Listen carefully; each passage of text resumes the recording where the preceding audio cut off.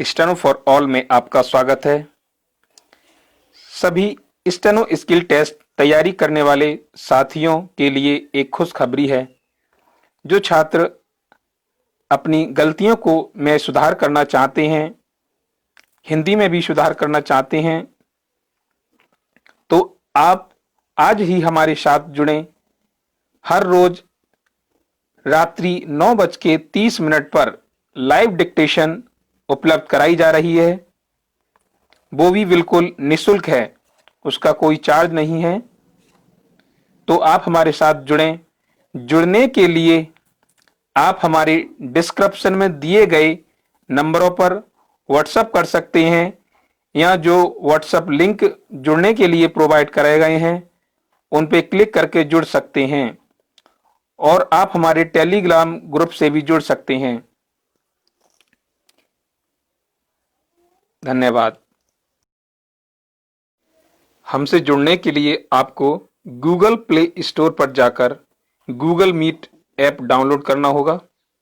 उस ऐप को डाउनलोड करके आप अपने फ़ोन में इंस्टॉल कर लें, और हमारे द्वारा आपको उसका ज्वाइनिंग लिंक 9:30 से पहले उपलब्ध करा दिया जाएगा,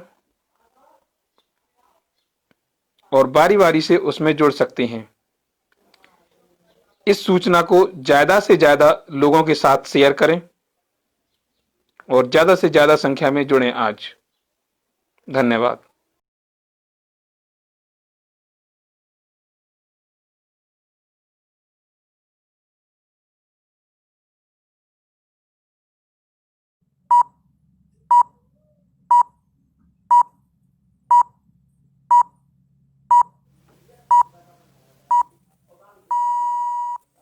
भारत के सुप्रीम कोर्ट पर नजदीक से नजर रखने वाले पर्यवेक्षक इस बात से सहमत होंगे कि पिछले 2 दशकों में इस कोर्ट की भूमिका, कामकाज और प्रक्रियाओं में भारी बदलाव आया है। इनमें से कुछ रेखांकित किए जाने वाले बदलाव निम्न हैं।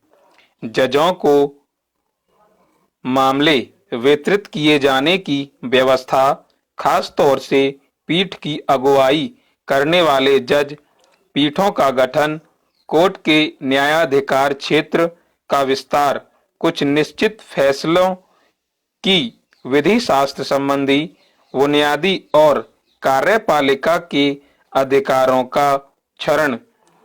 कई विद्वानों ने न्यायिक सुधारों के बारे में लिखा है।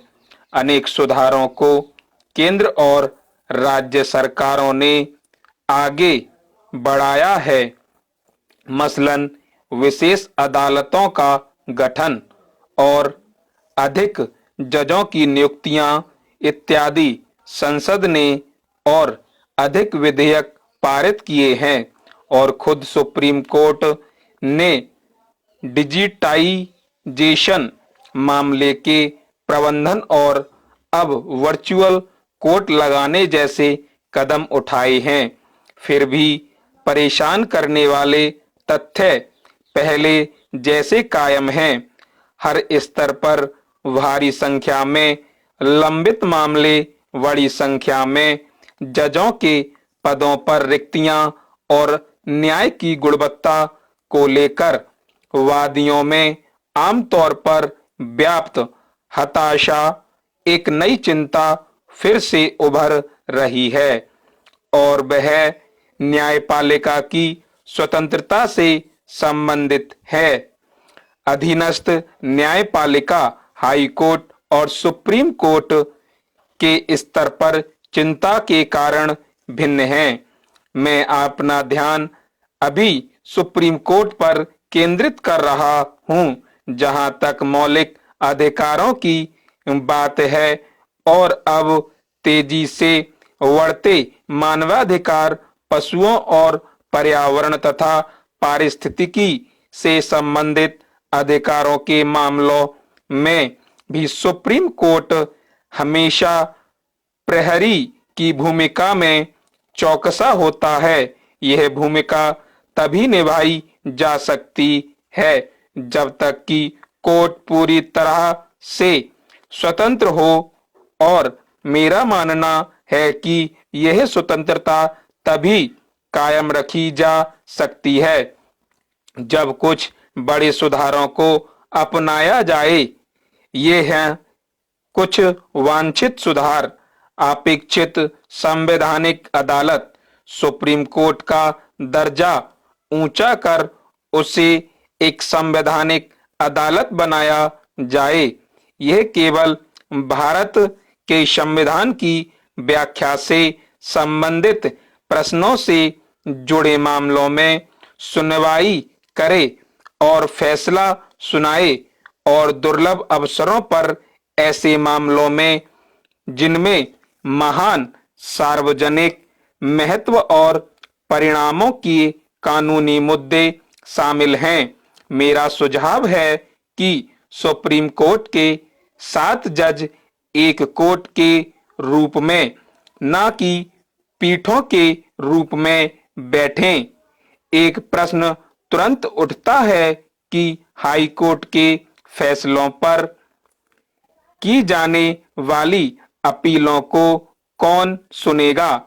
अपीलीय क्षेत्राधिकारी वास्तव में एक महत्वपूर्ण कार्य है, विशेष रूप से एक संघीय प्रणाली में, और उच्च न्यायालय परस्पर विरोधी निर्णय दे सकते हैं। इसका जवाब है अपीलीय कोर्ट का गठन।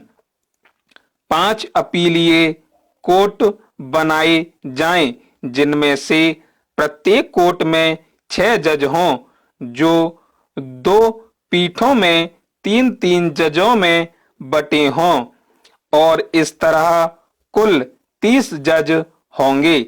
ये उस देश के लिए बड़ी संख्या नहीं है। स्टॉप।